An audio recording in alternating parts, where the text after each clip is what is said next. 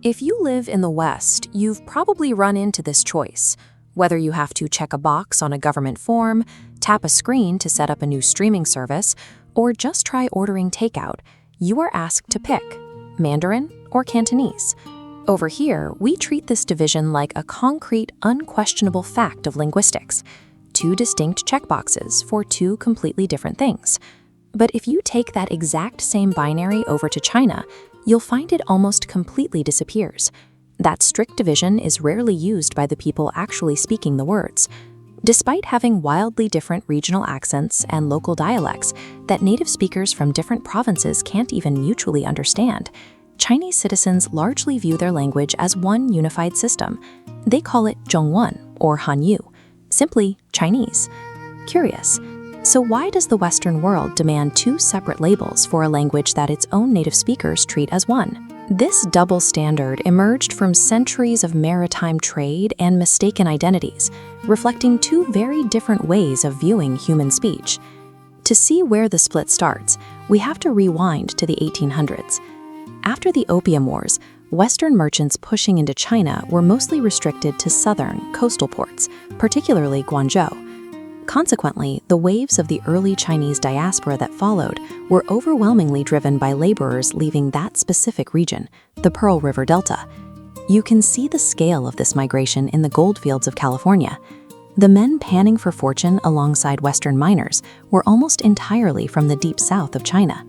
This exact same southern demographic built the physical infrastructure of the American West, laying the miles of track for the transcontinental railroad. Because of these highly concentrated migration routes, the very first Chinatowns established in Western cities were saturated with Southern visual culture and exclusively rang with the sound of the Cantonese language. Westerners walked these cobblestone streets, traded at these shops, and interacted with these specific communities as their daily reality. To these early Westerners, Cantonese wasn't categorized as a regional subdialect. In their everyday lives, it simply was the sound of the Chinese language. The friction only started later, as immigrants from northern China eventually arrived in the West. Suddenly, Westerners realized the new arrivals and the established Cantonese speakers couldn't understand each other at all.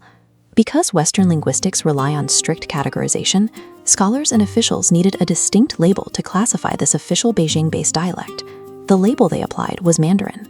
Now, a lot of people assume this word derives from the Manchu people who ruled the Qing dynasty. But that assumption is a complete historical myth. This traces the actual path of the word.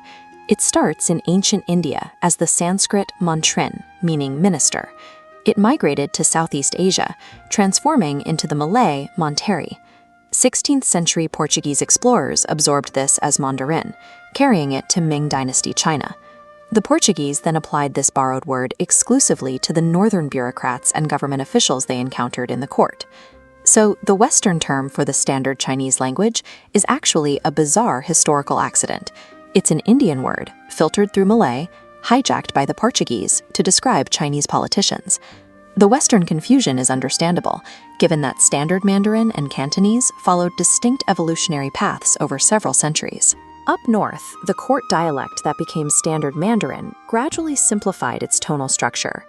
Through constant contact and conquest, it absorbed heavy vocabulary from northern Altaic and Mongolic nomadic tribes.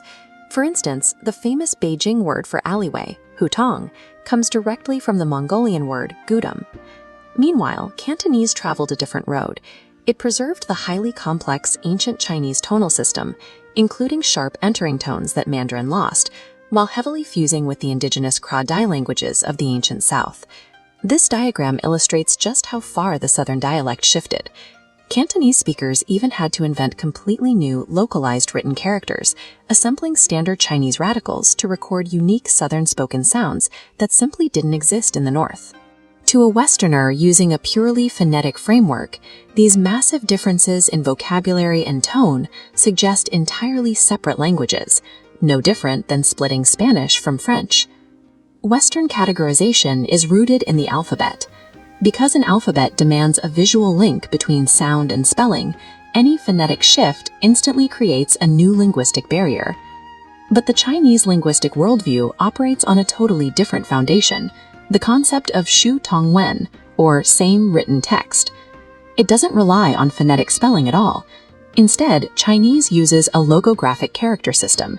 It binds the meaning of a word directly to a visual symbol, completely bypassing the need for a specific sound.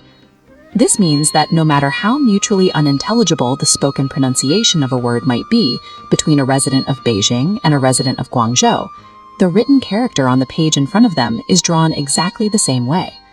This script acts as a timeless, visual anchor. It allows diverse regions across a massive geographic area to communicate perfectly in writing, even if they couldn't hold a spoken conversation. The concept of Chinese functions as a massive character-based umbrella, shielding a diverse garden of regional dialects that each bloom in their own way. If you found this breakdown helpful, please like and subscribe, and let me know in the comments, what fascinating regional language quirks should we explore next?